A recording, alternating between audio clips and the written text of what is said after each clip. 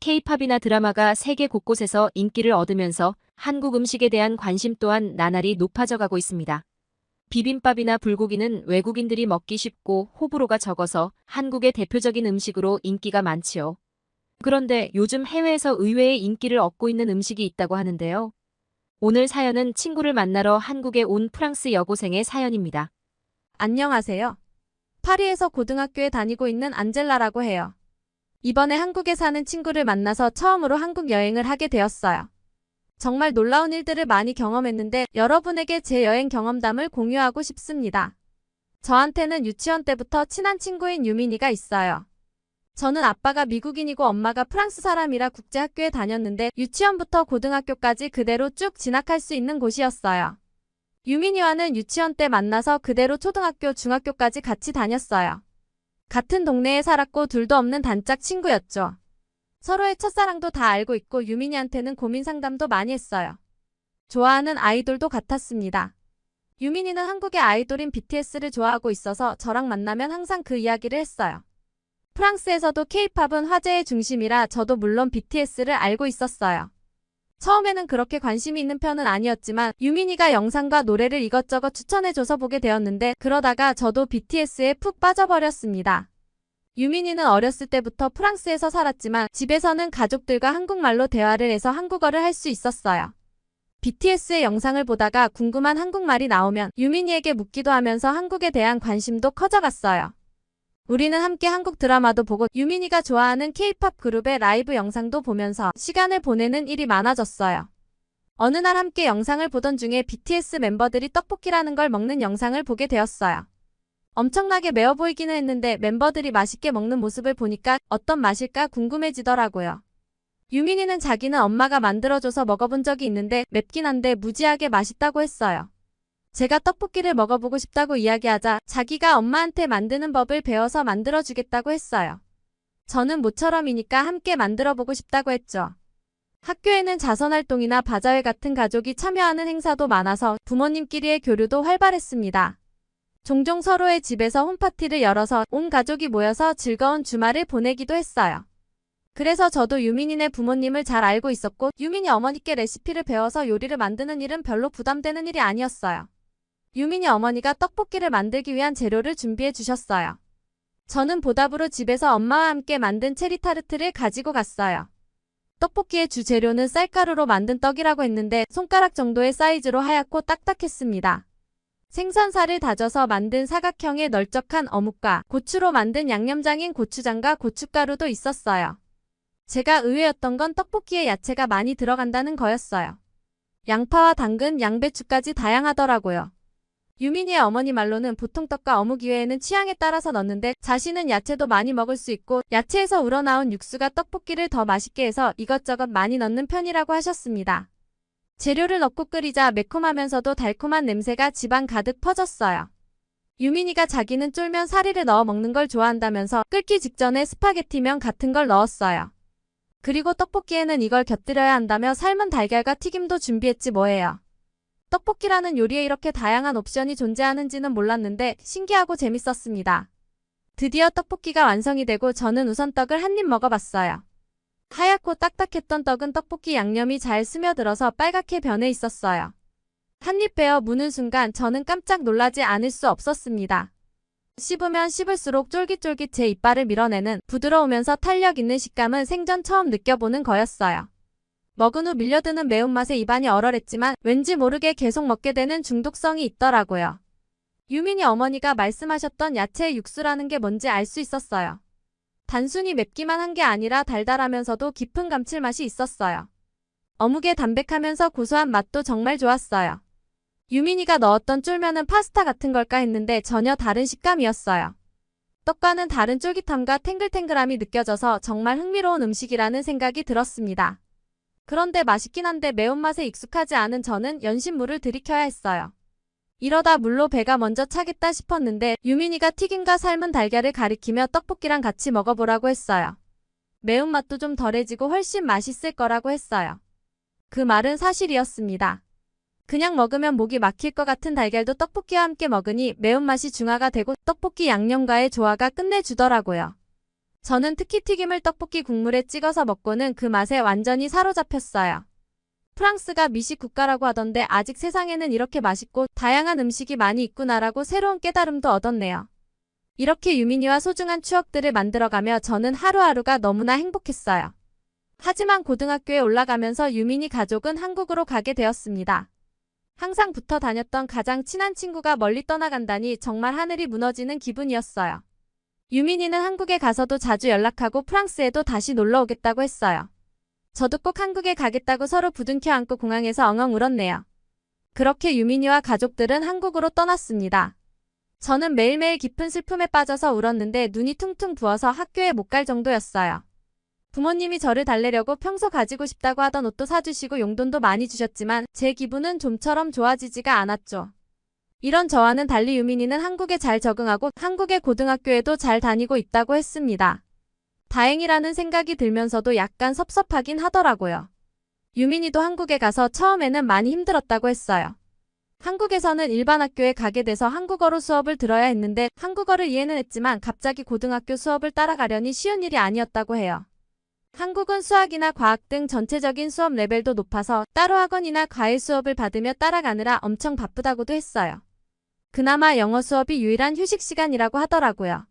하지만 같은 반에서 만난 좋은 한국 친구들이 많이 도와줘서 지금은 학교 생활도 즐기게 되었다고 했습니다. BTS를 좋아하는 게 한국 친구들과 친해지는데도 큰 도움이 되었다고 하더라고요. 이제 한국에도 많이 익숙해져서 저에게 한국 관광을 시켜주겠다며 겨울방학에 꼭 오라고도 했어요. 저는 유민이가 너무 보고 싶었고 한국 여행도 하고 싶어서 부모님에게 부탁을 드렸어요. 요즘 쭉 침울해져 있던 제가 걱정이 되셨던 부모님은 흔쾌히 허락을 하셨고 그렇게 처음으로 한국이라는 나라에 가게 됐습니다. 제가 한국으로 여행 가게 되었다고 말했더니 유민이가 기뻐한 건 두말할 필요도 없었죠. 지금 한국은 무척 추우니까 단단히 준비하고 오라는 말도 해줬습니다. 프랑스의 드골 공항을 떠나 12시간 만에 한국의 인천공항에 도착할 수 있었습니다. 이렇게 긴 시간 동안 비행기를 탄 건 처음이라 엉덩이가 많이 아팠지만 태블릿에 담아온 BTS의 영상을 보면서 왔더니 그렇게까지 지루하진 않았네요. 하늘에서 내려다본 한국은 밤새 눈이 내렸는지 새하얀 눈의 왕국으로 변해 있어서 정말 아름다웠어요. 하지만 많이 추울 것 같아서 걱정이 되더라고요. 그런데 제가 도착한 인천공항은 겨울이라는 걸 느낄 수 없을 만큼 따뜻했습니다. 인천공항은 굉장히 많은 사람들로 붐비고 있었어요. 한국이 외국 사람들이 많이 찾는 나라라는 걸 느낄 수 있었습니다. 유럽과 미국의 공항을 이용해 본 적은 있지만 어느 공항에도 뒤처지지 않을 만큼 넓고 깨끗했어요.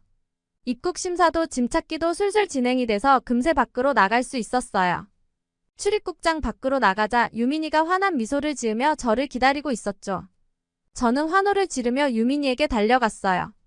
우리는 깍깍 소리내며 서로 얼싸안으며 오랜만에 재회의 시간을 만끽했습니다. 유민이는 프랑스에 있었을 때보다 더 예뻐지고 많이 세련돼진 것 같아 보였어요. 원래는 유민이 어머니가 차로 함께 마중 오려고 했는데 밤새 눈이 많이 내려서 유민이 혼자만 지하철로 왔다고 했어요. 우리는 짐을 끌고 공항 아래에 연결되어 있는 지하철역으로 걸어갔어요. 공항이 넓어서 내가 안 왔으면 분명 길을 잃었을 거라고 유민이에게 이야기하며 걸어가는데 제 눈앞에 하얀색의 물체가 왔다 갔다 하는 거 아니겠어요? 그건 작고 귀여운 로봇이었어요. 와, 이게 뭐야? 너무 귀엽다. 저는 놀라서 난리법석을 떨었어요. 유민이도 로봇을 제대로 보는 건 처음이라며 신기해했어요. 이 로봇에는 길을 안내해주는 기능이 있어서 길을 물어보면 그 장소까지 안내해주는 것 같았어요. 동그란 머리 부분엔 눈이 표시되는 카메라가, 몸통 부분엔 태블릿 형태의 모니터가 달린 심플한 로봇이었는데 심플한 디자인이라 더 세련되게 느껴졌습니다. 몸통의 모니터는 터치스크린이었는데 사진을 찍으면 핸드폰으로 보낼 수 있다고 돼 있었어요. 우리는 둘이서 이런저런 포즈를 취하며 사진도 찍고 눈이 하트 모양으로 변하는 귀여운 로봇과도 사진을 찍었어요. 정말 놀랍고 재미있는 경험이었고 한국의 공항은 최첨단의 공항이라는 생각이 들더군요. 지하철은 공항을 내려가자마자 있어서 너무 편했어요. 한국은 교통카드 하나면 모든 대중교통을 탈 수 있다고 해서 바로 교통카드를 사서 충전을 했습니다. 해외에서 교통비 확인해서 티켓을 사는 일이 시간도 많이 걸리고 관광객에게는 너무 힘든 일이죠. 이 카드만 있으면 버스와 지하철은 물론 편의점에서도 사용 가능하다니 진짜 편리했어요.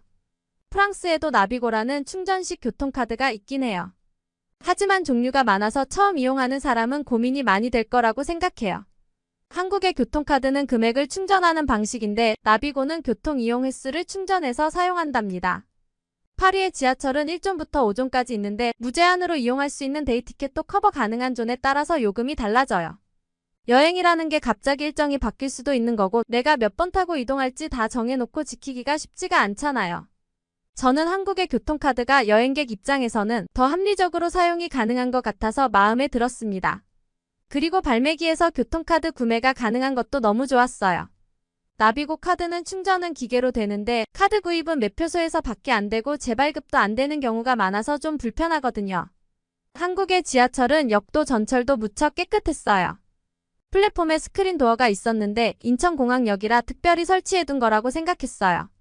하지만 제가 지나친 모든 역에 스크린 도어가 설치되어 있는 걸 보고 제 생각이 틀린 거란 걸 알았어요. 파리 지하철에도 스크린 도어가 설치되어 있는 곳이 있어요. 하지만 반대로 말하자면 몇몇 주요 역을 제외하고는 스크린 도어가 설치되어 있지 않다는 말입니다. 예전에 학교에서 발표 과제가 있어서 파리의 지하철에 대해서 친구들과 조사한 적이 있었어요. 파리 지하철은 치안도 안 좋고 사건 사고도 많이 발생해서 매년 약 100명의 사망자가 발생하는 것으로 추정되고 있다고 해요. 이런 피해를 최소한으로 하려면 한국처럼 모든 역에 스크린 도어를 설치하는 게 가장 좋은 방법인데 이 프로젝트는 잘 진행되고 있지 않습니다. 예산도 많이 부족하고 파리의 지하철이 너무 오래돼서 한국의 지하철처럼 정해진 위치에 정확하게 정차할 수가 없는 게 가장 큰 문제라고 하네요. 차량 출입문이 일정한 곳에 딱 맞춰서 열리는 한국의 지하철에 비해 파리의 지하철은 출입문의 위치가 제각각이고 대부분의 열차가 내리거나 탈 사람들이 알아서 문고리를 돌리거나 버튼을 눌러서 수동으로 열리는 방식이라 자동으로 열리는 스크린 도어와도 맞지가 않았어요. 조사를 하면서 스크린 도어 설치는 지금의 파리로서는 쉽지 않은 일인 것 같다는 인상을 받았는데 한국에서 거의 모든 역에 스크린 도어가 설치되어 있는 현실과 맞닥뜨리자 이게 뭔가 싶더라고요. 낡고 오래된 파리의 지하철을 보다가 최신식의 한국의 지하철을 보니까 너무 부러웠습니다. 지금까지 프랑스에 살면서 다들 선진국이라고 하니까 내가 선진국에 사는가 보다라고만 생각했었는데 한국에 와서 약간 의심스러워지기 시작했어요. 한국의 지하철은 내부도 넓었는데 좌석도 깨끗하고 의자도 편해 보였어요. 게다가 자리에 앉았더니 글쎄 좌석에 열선도 깔려 있어서 앉자마자 따뜻해지는 게 느껴졌습니다. 제가 지하철에서 내릴 즈음에는 엉덩이가 후끈후끈할 정도라 밖으로 나와서도 전혀 추위가 느껴지지 않을 정도였어요. 지하철역에서 내려서 우리는 유민이네 집으로 향했어요. 한국의 유민이네 집은 아파트라고 했는데 제가 알고 있는 아파트와는 상당히 달랐죠. 유민이도 여기선 유럽에서 흔히 맨션이라고 하는 곳을 아파트라고 부른다고 했어요. 작은 마을과도 같은 곳에 고층의 빌딩이 모여 있었습니다. 단지 안은 공원처럼 잘 관리되어 있어서 산책하기에 좋아 보였어요. 건물의 자동문이 열리고 엘리베이터 앞에 도착하자 아무도 없는데 엘리베이터 버튼이 눌러져 있더라고요. 누가 누르고 어디 가버린 건가?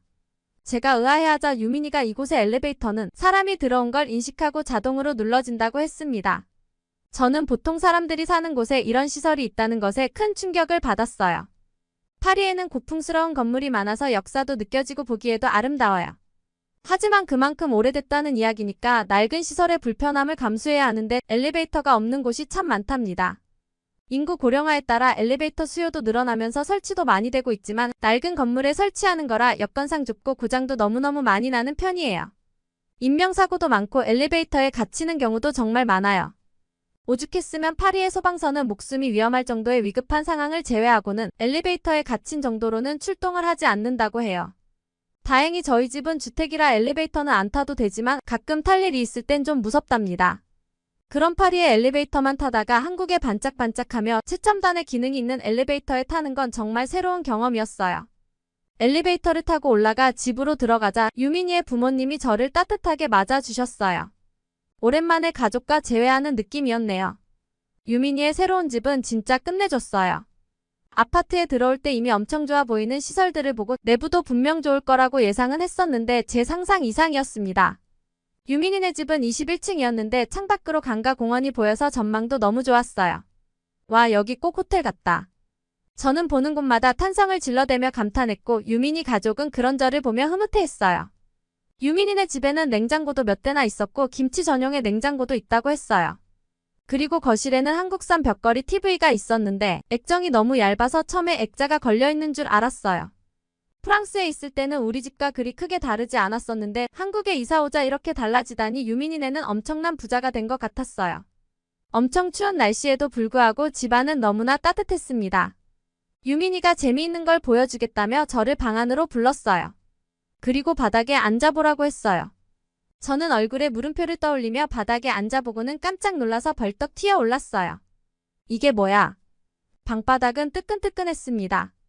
서 있을 때는 슬리퍼를 신고 있어서 눈치채지 못했는데 알고 보니 거실 바닥도 따뜻하다고 하더군요. 유민이는 이건 온돌이라는 난방이라고 했어요. 한국에서 옛날부터 전해지는 바닥을 데워서 집을 따뜻하게 하는 난방 방식인데 지금은 온수 보일러를 사용한다고 했어요.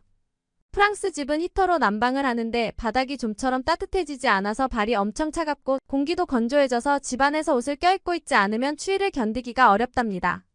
그런데 한국의 온돌은 바닥에서 열이 올라와서 머리는 차갑고 발은 따뜻해지는 건강에도 좋은 난방 방식이라고 했어요. 한국이 추위를 극복하는 방법은 정말 놀라웠어요. 왜 프랑스나 유럽에서는 이런 좋은 방법을 배우지 않는 건지 이해가 되지 않았어요. 저는 한국에 오느라 피곤하기도 했고 한국의 집이 너무 따뜻하고 좋아서 침대에 눕자마자 금세 골아떨어졌습니다.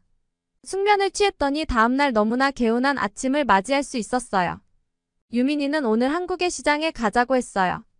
외국에 여행을 왔으면 그 나라의 시장에 가보는 게 제일 좋은 관광이라고 들었다나요? 저는 솔직히 우리가 주부도 아니고 시장이 뭐 재밌으려나 하고 생각했지만 모처럼 유민이가 안내해주는 거라 잔말 말고 따라갔습니다. 그런데 시장에 도착해서 저는 깜짝 놀라버렸어요. 시장은 엄청 붐볐고 한국인들보다 외국 사람들이 더 많은 것 같아 보였거든요. 그리고 한국의 시장은 프랑스의 시장과는 사뭇 다른 모습이었어요. 시장 안에는 한국 분위기가 물씬 풍기는 상품들로 가득했고 굉장히 활기가 넘쳤습니다. 상인들이 손님을 불러 모으는 소리, 사람들의 왁자지껄 웃고 떠드는 소리가 가득했어요. 그리고 시장 안에는 다양한 먹거리가 팔고 있었고 고소한 기름 냄새와 달달한 양념 냄새가 식욕을 불러일으켰어요. 사람들은 가게의 간이로 마련된 자리에서 음식을 먹거나 양손에 음식을 들고 걷고 있었죠. 정신없이 구경하며 걷던 저를 유민이가 어떤 가게로 이끌었습니다. 가게 근처로 가자 제가 알고 있는 매콤한 냄새가 코를 자극했어요. 전에 유민이네 집에서 먹어본 적이 있는 떡볶이였어요. 꽤 인기 있는 가게인지 우리 앞에 사람들이 줄을 서 있었지만 회전율이 빨라서 금방 우리 차례가 되었습니다. 유민이가 이 가게는 BTS 멤버가 먹으러 와서 유명해진 곳이라고 했어요. 사람들이 줄을 서 있었던 게 바로 납득이 갔습니다. 유민이가 주문을 했고 떡볶이와 튀김 그리고 검은색의 동그란 음식이 나왔어요. 찐득하면서 농후한 소스가 떡볶이와 어우러져서 군침을 돌게 했어요. 떡볶이는 제가 전에 먹어본 것보다 더 선명하고 진한 빨간색이었어요. 그리고 좀 더 달달하면서 훨씬 매웠습니다. 유민이 어머니의 떡볶이도 맛있었지만 솔직히 프로의 맛은 과연 틀리다는 생각이 들었답니다. 매웠지만 멈출 수 없을 만큼 중독적인 맛이었어요. 한국에 와서 BTS가 먹은 떡볶이를 내가 먹고 있다니 정말 꿈만 같았어요. 튀김은 김말이라고 했는데 김 안에 당면이라는 면을 넣어서 튀긴 거라고 했어요. 겉에 튀김옷과 김의 바삭바삭한 식감과 탱글탱글한 면발을 동시에 즐길 수 있었고 김의 향기로운 바다내음이 느껴지는 굉장히 독특한 음식이었어요.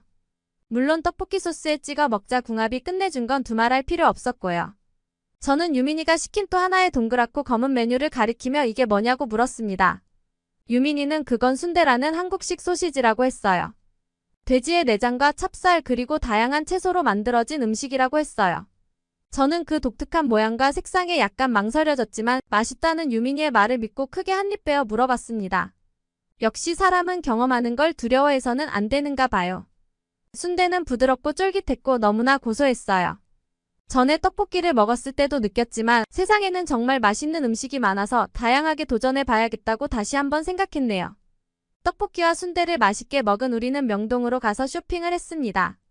우선 프랑스에 선물로 사갈 한국 화장품을 잔뜩 샀어요. 프랑스에서 한국 화장품은 저렴한 가격에 비해 효과가 높다고 인기가 높아요. 저희 엄마나 학교 친구들도 선물로 뭐가 좋냐고 물어봤더니 다들 화장품을 부탁했을 정도네요. 저는 한국의 아이돌 그룹이 사용한다는 쿠션과 립글로스를 샀어요. 물론 BTS의 굿즈도 쓸어 담았어요. 정말 귀엽고 프랑스에선 보기 힘든 캐릭터 용품도 많아서 고르는 게 정말 즐거웠습니다. 정신없이 이것저것 골랐더니 양손 가득 짐이 늘어버렸지만 너무 뿌듯하고 만족스러웠죠.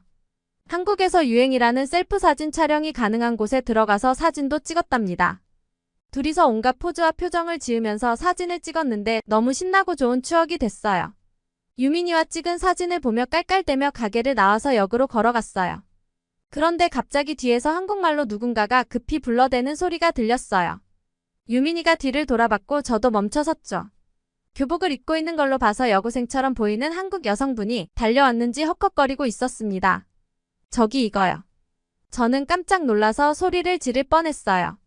그 학생이 내민 것은 제가 쇼핑한 BTS 굿즈가 들어있는 쇼핑백이었어요. 사진 찍느라 정신이 없어서 그대로 가게에 두고 왔던 거였어요. 저는 정말 충격을 받았습니다. 프랑스였으면 가지고 있는 것도 소매치기나 날치기가 훔쳐가기도 하니까 깜빡 잊고 물건을 두고 온 걸 깨달아도 돌아갔을 때는 이미 누군가 가져가서 없어지는 건 뭐 너무나 당연한 일이에요. 그런데 일부러 숨이 찰 정도로 달려와서 물건을 찾아주려고 하다니 한국인들은 어떻게 이렇게 친절하고 정직할 수 있는 걸까요? 저는 유민이를 통해 감사의 말을 전하고 몇 번이나 고개를 숙여 고마움을 표현했어요. 저는 너무 감동해서 집에 돌아가서 유민이의 부모님에게도 오늘 일어났던 일을 이야기하며 정말 놀랐다고 말했어요. 유민이의 어머니는 한국은 정말 안전한 나라라고 말씀하셨어요. 카페나 도서관에서 물건을 두고 자리를 비우는 일도 일상적으로 있고 대부분의 사람들은 남의 물건에 관심이 없다고 하시더라고요. 저는 믿어지지가 않았어요. 그도 그럴 게 제가 태어나고 자란 프랑스에서도 아버지의 나라인 미국에서도 그런 경우는 본 적이 없었거든요. 하지만 오늘 일어난 일을 생각하면 한국 사람들은 뭔가 다를 것 같기는 했어요. 아직 한국에서 머물 날이 많이 남아있으니 천천히 관찰해가며 한국을 알아가야겠다는 생각이 들었습니다. 저의 이야기는 여기까지입니다. 여러분, 안젤라 씨의 이야기 어떠셨나요? 요즘 세계적으로 한식의 인기가 엄청납니다. 그중에서 널리 퍼지기 힘들 거라고 여겨지던 매운 음식의 인기가 보통이 아니라는 게 놀라운 일인데요. 특히 한류의 영향으로 떡볶이를 접하고 찾는 젊은 사람들이 늘었다고 합니다. 한국에는 아직도 해외에 알려지지 않은 특색 있고 맛있는 음식들이 많이 있는데 다음은 어떤 음식이 주목을 받게 될지 기대가 되네요. 매일매일을 감동적인 이야기로 채우고 싶은 감동 다이어리였습니다. 또 좋은 이야기로 찾아뵙겠습니다. 시청해주셔서 감사합니다.